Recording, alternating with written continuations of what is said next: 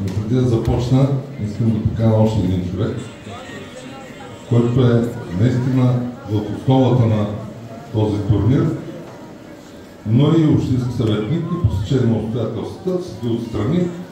Моля да заповяда господин Никола Брашев, общински съветник, общински съветник, моля.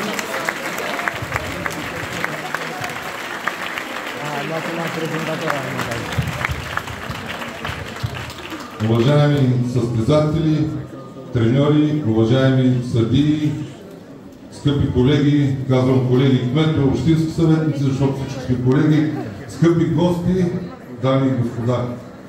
Изключително ми е приятно да ви приветствам с добре дошли на международния турнир по спортни танци за Купа Поморие 2025 година.